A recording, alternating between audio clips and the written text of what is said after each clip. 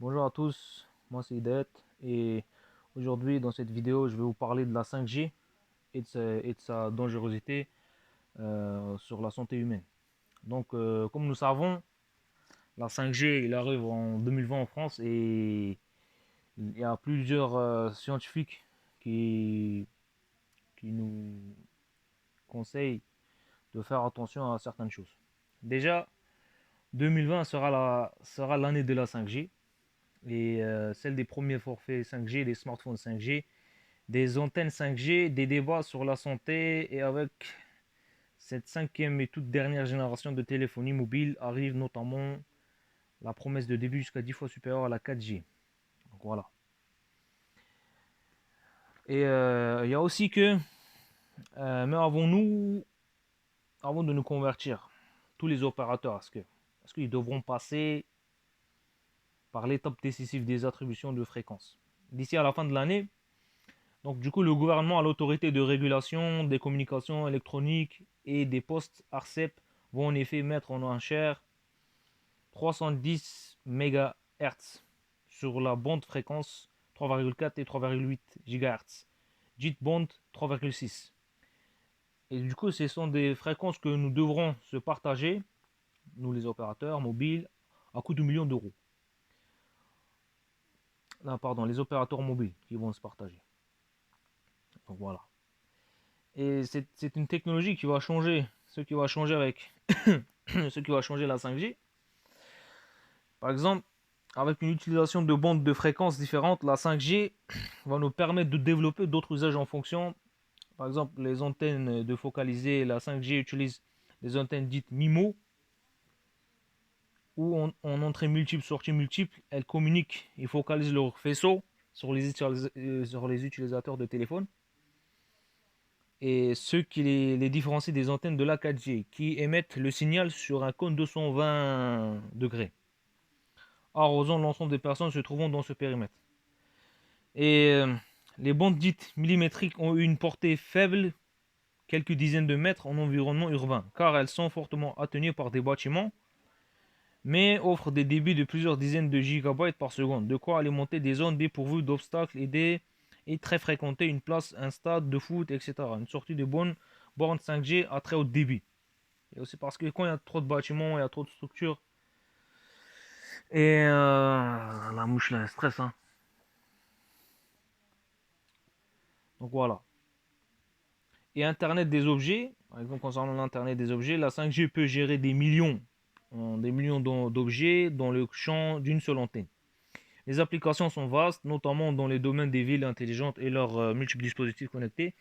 Des capteurs, des capteurs pour mesurer la température, la pollution de l'air, la consommation de l'eau, le bruit ou encore des balises pour suivre des véhicules, etc. Et surtout concernant les voitures autonomes, la fonction de fiabilité haute latente faible concerne qui sont les voitures autonomes. Pourtant, elle garantit que les données envoyées par exemple un véhicule, un freinage par exemple, soient bien reçues par les véhicules qui sont dans les environs. C'est pour ça que l'information est envoyée sur plusieurs bandes de fréquences. Si l'une d'entre elles est perturbée, les autres acheminent le message et c'est en un temps de la milliseconde contre au mieux de millisecondes en 4G. Comme on a vu en Chine, ils ont fait une opération en 5G. Voilà. Donc du coup, concernant sur la dangerosité, donc l'Agence nationale de sécurité de l'environnement du travail, ce qui nous ont mis en garde, que par exemple la 5G, on sait que l'impact sur la santé des ondes électromagnétiques du téléphone mobile, l'étude épidémiologique, l'Interphone jusqu'en 2011, pilotée par le Centre international de recherche sur le cancer, a mis en évidence une augmentation de risque de cancer de 40% chez les plus gros utilisateurs de téléphones portables, soit un risque multiplié par 1,4. Or, en dessus d'un facteur de 2, l'augmentation du risque, la relation de causalité est difficile à affirmer. Précisé chez les médecins spécialistes.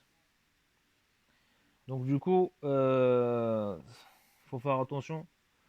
Et même les arbres empêchent aussi les ondes de polluer notre santé. Et même, par exemple, les arbres, on sait que, surtout dans les tsunamis, dans les séismes, ils ont un rôle important.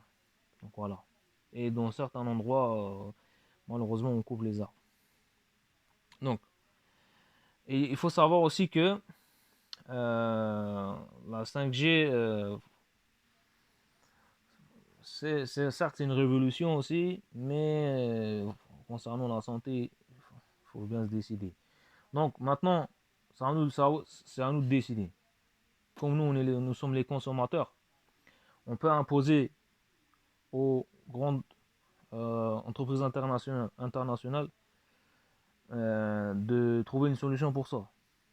Pourquoi je dis ça? Parce que la 5G, comme on connaît le, que ce qui fait les ondes sur la santé,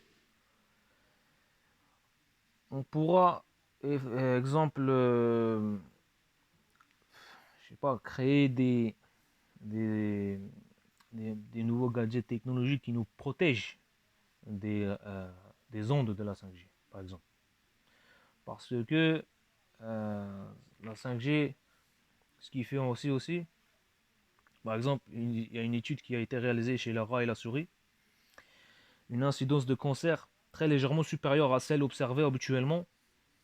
Il a été établi que les animaux avaient été exposés aux ondes plus de 9 heures par jour pendant 2 ans, soit un niveau très fort qui ne correspond pas à une utilisation courante chez l'humain.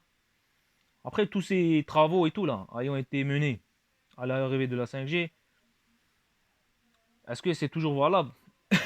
Pardon. Les fréquences que cette nouvelle génération de téléphonie utilisera dans les premières phases de son concept restent comparables autour de 3,5 GHz. Donc voilà. Si les explosions à la 5G pourront être localement et ponctuellement plus élevées qu'avec les précédentes générations, l'exposition moyenne devrait être moindre en raison des antennes directionnelles MIMO.